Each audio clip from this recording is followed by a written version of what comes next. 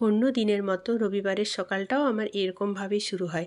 রবিবারের সকাল সকাল উঠে ঘরদুয়ার সব কিছু পরিষ্কার করে স্নান করে আমি সূর্যদেবকে জল অর্পণ করতে ছাদে চলে যাই। সূর্যদেবকে জল দেওয়ার জন্য একটা ঘটিতে ভালো জল নিয়ে নিয়েছি, দূর্বা ঘাস 9টা নিয়ে নিয়েছি, ঘি, মধু এবং একটা জবা ফুল নিয়ে নিয়েছি। সূর্যদেবকে সবসময় লাল ফুল অর্পণ করতে হয়। তারপর আমি প্রদীপ জ্বালিয়ে নেব আর একটা ধূপ জ্বালিয়ে নিয়েছি। প্রদীপের মধ্যে একটা ফুল দিয়ে দিলাম আর তারপরে আমি চলে যাব ছাদে। ছাদে গিয়ে আমি সূর্যদেবকে জল অর্পণ করব।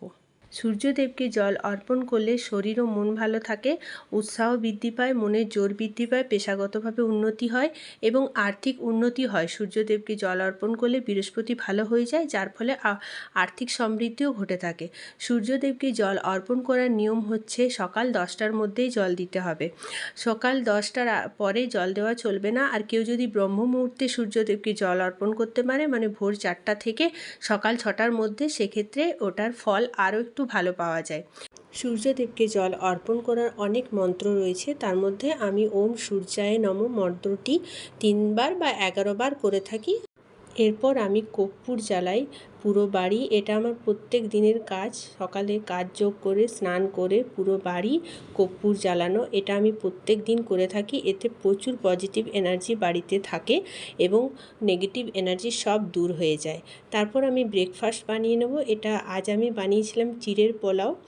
নর্মাল সবজি দিয়ে, আলু দিয়ে, বাদাম দিয়ে চিড়ের পোলাও বানিয়েছিলাম, কারণ এই পোলাওটা আমি গোপালদের ভোগে দেব, তাই এটাতে কোনো পেঁয়াজ রসুন মিক্স করিনি, শুধুমাত্র সবজি আর আলু দিয়ে বানিয়েছি। আর এটা আমার মেয়ের এবং আমারও ব্রেকফাস্ট ছিল এবং গোপালদের প্রসাদেও এটা দিয়েছিল। সকালে ব্রেকফাস্টটা আমি নিরামিষ রাখারই চেষ্টা করি, তাহলে আমি গোপাল ঠাকুরদের ভোগেও সে ব্রেকফাস্টটা দিতে পারি।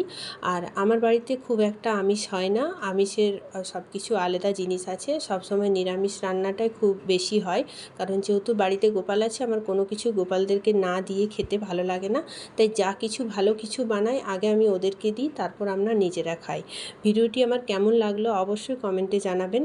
পুজো কমপ্লিট করার পর চলে গেলাম মেয়ের কাছে। মেয়ে ড্রয়িং করছিল আর ওকে ওর ব্রেকফাস্টটা দিয়ে দিলাম। ওর ব্রেকফাস্টটাও খেয়ে নিল। ও এইসব খাবার খেতে খুব ভালোবাসে আর খুব একটা মুড়ি ভাত এসব পছন্দ করে না। ওকে আমি এরকমই ব্রেকফাস্টে হেলদি খাবার বানিয়ে দিই, যেটা ও হাসি মনে খায় এবং ওটা ওর শরীরে কাজও লাগে।